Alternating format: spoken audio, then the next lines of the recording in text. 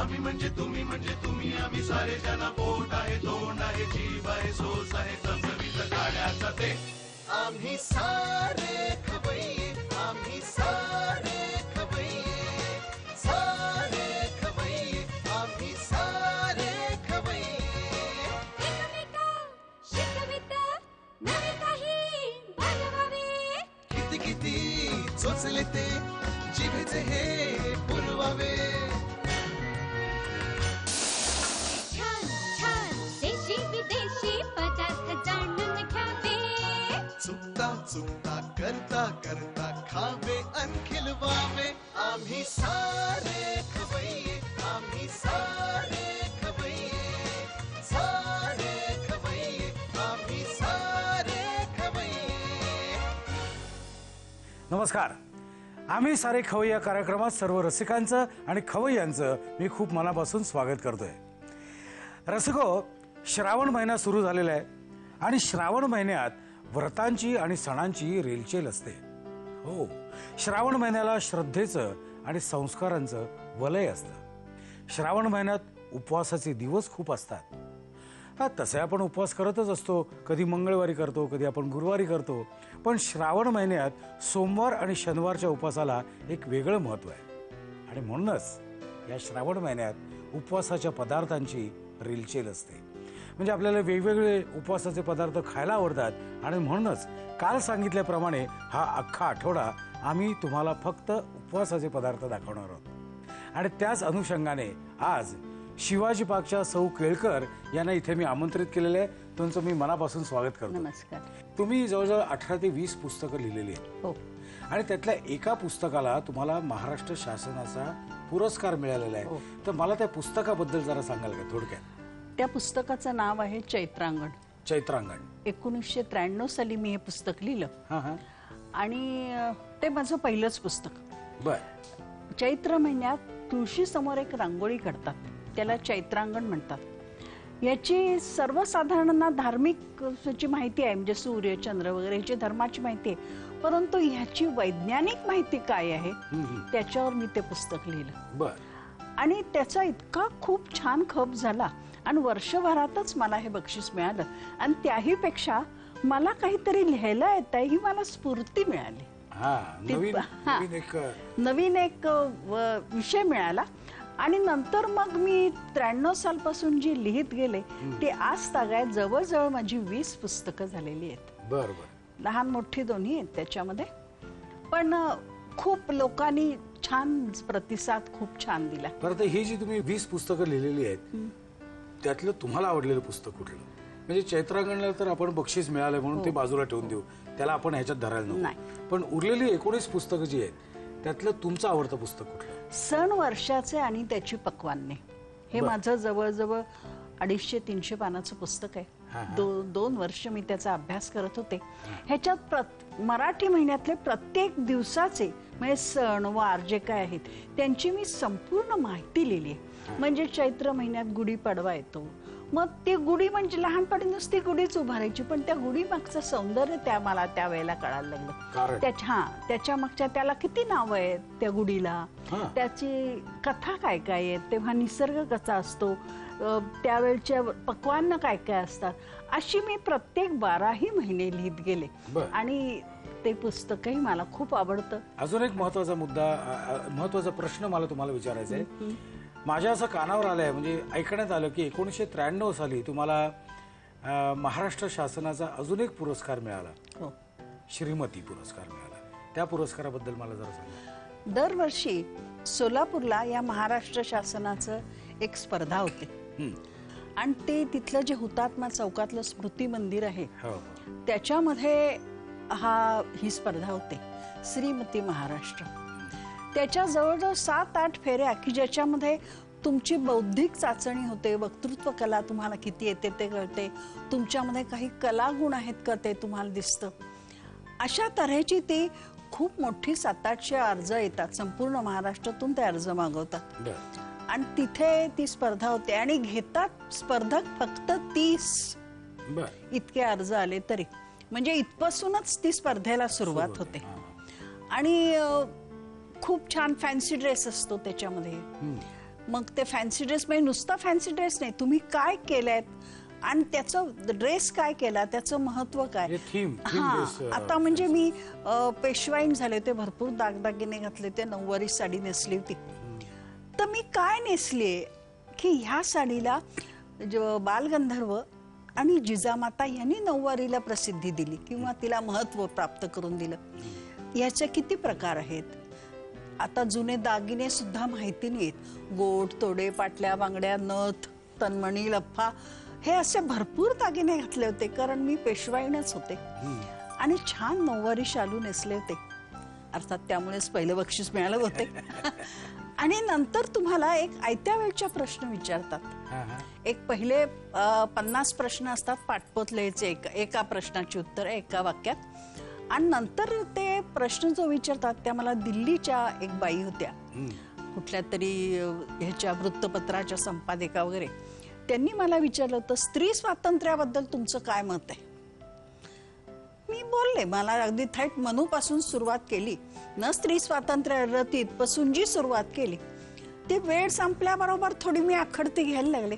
तशी मला त्या म्हणाल्या की नाही तुम्ही बोला. इथेच मला असं वाटतं त्यांना माझं बोलणं आवडलं. अशा तऱ्हेच्या अनेक स्पर्धा झाल्या. त्या स्पर्धेत तुम्हाला पहिला आणि एक चांदीची तलवार दिली त्यांनी. म्हणजे पहिली दिली ती जिजा हे भवानी मातेचा स्टॅच्यू केला होता त्यांनी दिली, पण छोटी एवढी चांदीची तलवार मेमोंटो म्हणून दिली. तुम्ही आज काय पदार्थ करून दाखवणार उपासाचे. आज मी खजुराच्या साटोऱ्या दाखवणार. खजुराच्या साटोऱ्या. ओके. आणि उपासाची दाबेली. काही उपासाच्या मर्यादा पाळून ही केलेली आहे म्हणून ती उपासाची दाबेली. बरं, मला असं वाटतं की आता जास्त उत्कंठा न वाढवता आपण आपल्या स्वयंपाकघराकडे जायचं. हो या चल.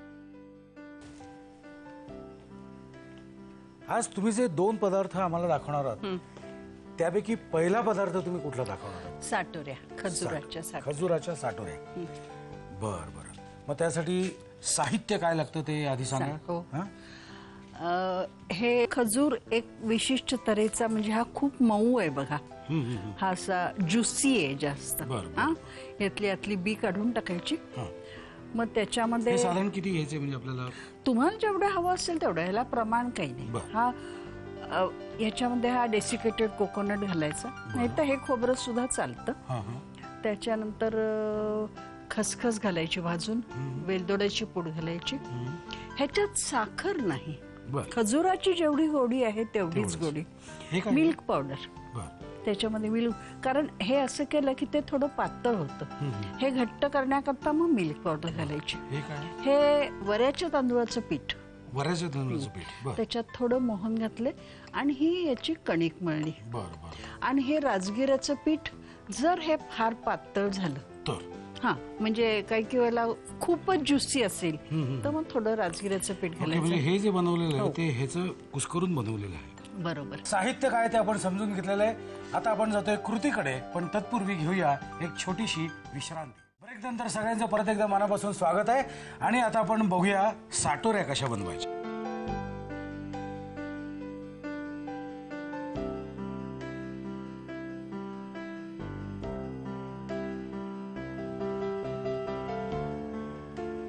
लाटणं सुद्धा तेवढंच नाजूक असायला पाहिजे, कारण मगाशी मी बघितलंय खूप मऊ आहे.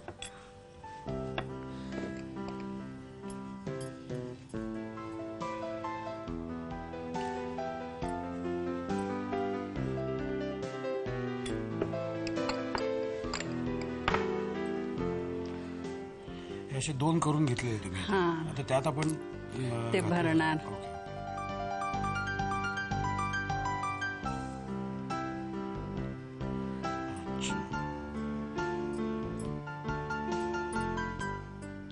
आणि ह्याचं काय आहे की ह्या लाटायच्या आणि भाजायच्या, आणि भाजल्यानंतर मग त्याला तूप सोडायचं. आधी नाही तूप सोडायचं, कारण नाहीतर ते बाहेर येतं.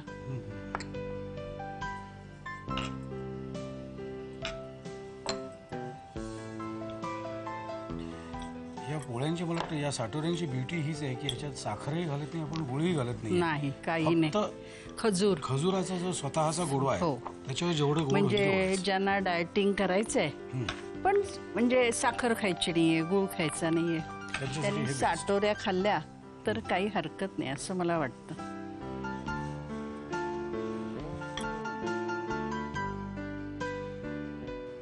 आता हा सगळीकडे पसरत नाही हम्म. म्हणून ह्याची ही अशी कड काढून टाकायची. बरं. हे खूप जुनं आहे नाही? हो, मला आठवतं खूप माझ्या जुनं. लहानपणी शंकरपाळी करताना हा खूप व्हायचं. बरोबर, शंकरपाळ्याचंच आहे ते.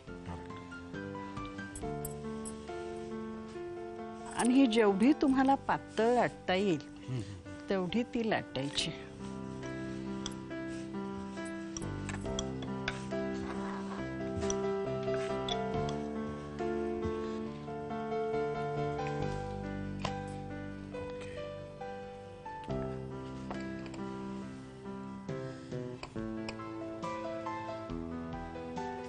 गुळपोळी आपण साधारणपणे अशीच करतो. हो हो, गुळपोळी अशीच करतो. आता ह्या अशा झाल्यानंतर इकडे घ्यायच्या, आणि मग त्यात त्याला तूप सोडायचं.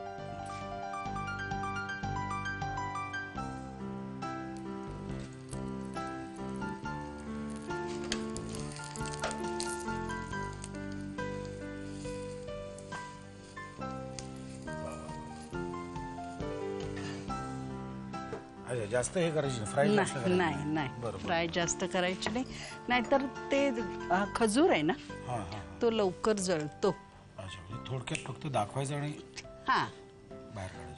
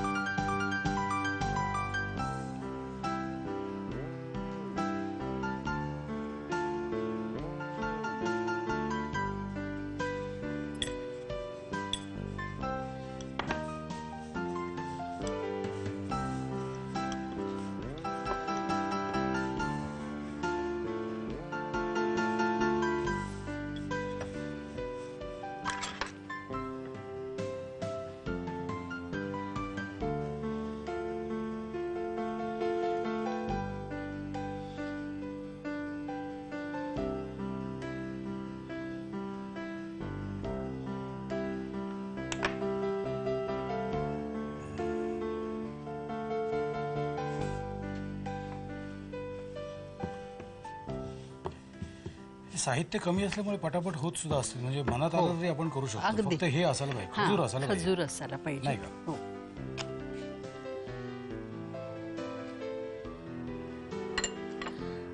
जसं गूळ करून ठेवला की पोळ्या चटकन होतात, तसा हा जर फ्रीज मध्ये ठेवायचा गूळ, म्हणजे हा जो थोडा असा पातळ झालाय तो होत नाही.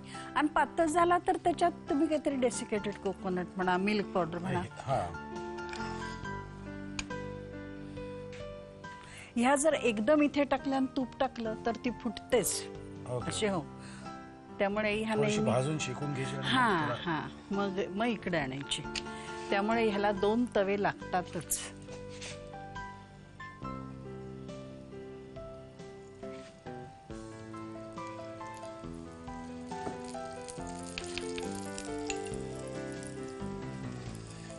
वरून तूप घातलं तरी चालेल नाही का? वरून म्हणजे खाताना म्हणजे आता ती तुम्ही जी काढलेली आहे हो हो त्याच्यावर आपण तूप घालून हो हो, म्हणजे आपण गुळपोळी खातो तसं. हा हो. पण ही सुद्धा गरमच जास्त चांगली लागते. हा, मला वाटतं कृती आपण बघितलेली आहे. तुम्ही कृती आणि साहित्य लिहून घ्या, तोपर्यंत हे जी गरमागरम साटोरी आहे ती जरा हाणतो. खजुराच्या साटोऱ्या तयार करण्यासाठी लागणारं साहित्य: खजूर, ओला नारळ, भाजलेली खसखस, वेलदोड्याची पूड आणि मिल्क पावडरचं मिश्रण, वरी तांदळाचं मोहन घालून मळलेलं पीठ, राजगिऱ्याचं पीठ आणि तूप. कृती: प्रथम वरी तांदळाच्या पिठाचे गोळे करून ते राजगिऱ्याच्या पिठावर हलकेसे लाटून घ्यावेत. 2 समान आकारांच्या लाटीमध्ये खजुराचं मिश्रण भरून लाट्या बंद करून घ्याव्यात. तयार लाटी राजगिऱ्याचं पीठ लावून लाटून घ्यावी. तयार पोळी गरम तव्यावर दोन्ही बाजूनी भाजून घ्यावी. तयार पोळी दुसऱ्या तव्यावर घेऊन त्यावर तूप लावून दोन्ही बाजूनी शेकवून घ्यावी. मला खात्री आहे तुम्ही पहिल्या रेसिपीचं सगळं साहित्य आणि कृती लिहून घेतली असेलच. आता दुसरी रेसिपी आपली काय आहे? उपासाची दाबेली. उपासाची दाबेली. कच्ची दाबेली नाहीये, उपासाची हा, दाबेली. कारण ह्याच्यात ब्रेड नाहीये. बर आणि उपासाच्याच गोष्टी आहेत सगळ्या. बर, आपण साहित्य काय बघायचं का? हो. सांग. हे केळं उकडलेलं, रताळ, बटाटा आणि सुरण. केळं उकडून घेतलं? हो, हे सगळं उकडलंय. बर. आणि त्याच्यात तिखट मीठ घालून आता आपण स्मॅश हे काय करू. आहे? ही चिंचेची चटणी, ओके. आणि हे? राजगिऱ्याच्या लाह्या, बर. आणि ह्याच्यातच काजू घालायचे. ओके. साहित्य काय लागतं ते आपण समजून घेतलेलेच. आता कृती बघायची आहे, पण तत्पूर्वी घेऊया एक छोटीशी विश्रांती. या छोट्याशा विश्रांतीनंतर सगळ्यांचं परत एकदा मनापासून स्वागत. मलाही उत्सुकता लागलेली आहे की कच्ची दाबेली आपण खाल्लेली आहे, वेगवेगळ्या प्रकारच्या दाबेल्या खाल्लेल्या आहेत, पण उपवासाची दाबेली मी प्रथम खाणार आहे. तर आपण प्रत्यक्ष कृतीकडे जाऊया का? हो. ओके. आता हे हे जरा हे सगळं किसून घ्यायचं आपण. हा. ओके.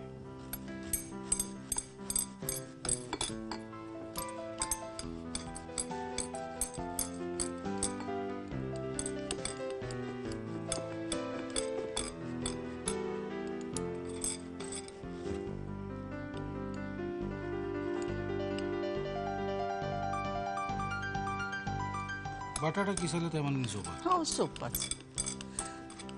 बटाटा, रताळ, जरा केळं थोडस त्रासदायक असतं. का बरं? केळं नाही पटकन किसलं जात. किसायला समजा आतमध्ये काय त्याच्या काळं बिळं असेल तर ते नंतर काही वेळेला आतमध्ये त्याच्या कडक असतं. हे सगळे उपवासाचे पदार्थ आहेत बरं का मंडळी. आणि उपवासाचे पदार्थ आपण आता किसून घेतलेले आहेत.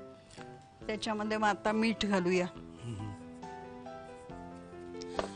तिखट घालूया. तिखट आपल्या आवडीप्रमाणे. कोणी तिखटे असतील हो, तर जास्त हो, तिखट हो. घाला. ज्यांना तिखटाचा नंतर त्रास होत असेल त्यांनी काजू घालूया अच्छा, असंच तुमच्या घालायचं. आवडीचे. हो. बरं. आपला हा मसाला तयार झालेला म्हणजे हा. आपलं पुरण तयार हो. झालेलं आपलं. पुरण नाही, ही अशी आता ही दाबेली करायची. सगळे उपवासाचे पदार्थ आपण किसलेले आहेत, ते एकत्र केलेले आहेत. त्यात आपण थोडीशी मिरची घातलेली आहे, थोडंसं मीठ घातलेलं आहे, काजू घातलेले आहेत. हा, तुमच्या आवडीचे. आणि आता आपण पुढच्या तयारीला लागतोय.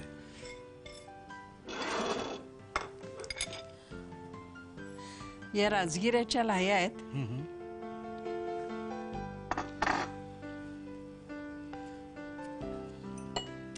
हे आता असे हाताने दाबून घ्यायचे आणि ह्याच्यावरच ते करायचे. थोडंसं तेल तापत ठेवू का? हो हो.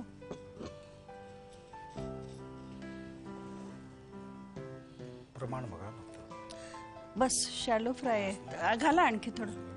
हो. बस. हे झटपट होणाऱ्या गोष्टी आहेत नाही का? साबुदाण्याची खिचडी म्हटली तरी जरा वेळ लागतो, पण हे त्याच्यापेक्षाही फास्ट होत आहे. नाही, तसं तुम्ही तयारी जर असेल तर फास्ट होते. आणि मला स्वतःला असं वाटतं खूप वस्तू घालून करण्यापेक्षा हे असं कमीत कमी वस्तूमध्ये पदार्थ करावा. जास्तीत जास्त प्रत्येक पदार्थाची चव घेत आहेत. अगदी अगदी. ओके. अशा प्रकारे आपले 4 वडे तयार झालेले आहेत. माझ्यापुरते अर्धवट तयार झालेले आहेत. आता आपण त्याला फ्राय करायचं आहे.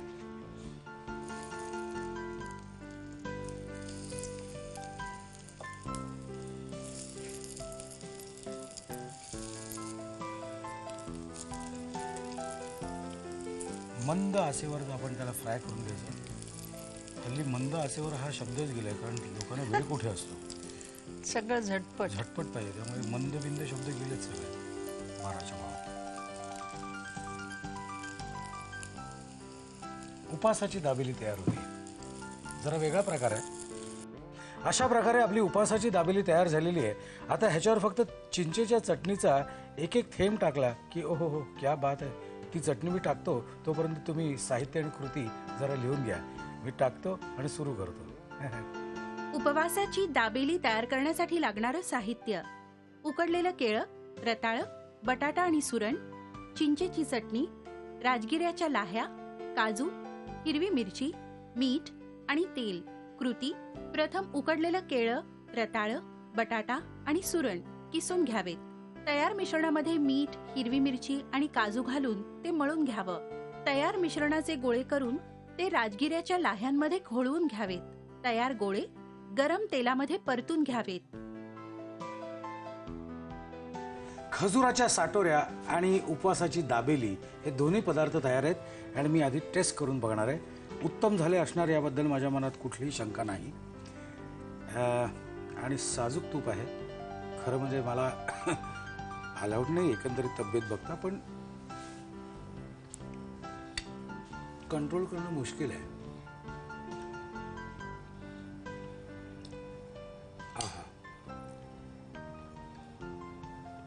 हा पदार्थ अतिशय उत्तम झालेला आहे. साजूक तूप वाटते, साजूक तूप आहे. उपवासाची दाबेली हा पदार्थ सुद्धा छान झालेला आहे.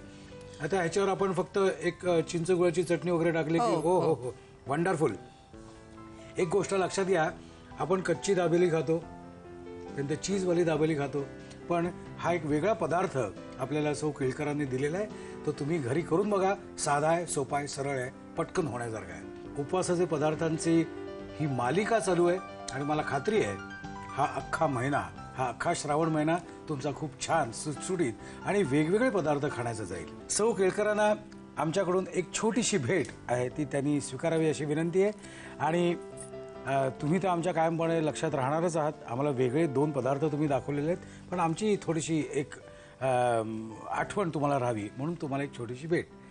पुन्हा भेटायचं आहे ह्याच दिवशी ह्याच वेळी. तोपर्यंत मस्त खा आणि स्वस्थ राहा. काय नव्या नव्या चवी ढवी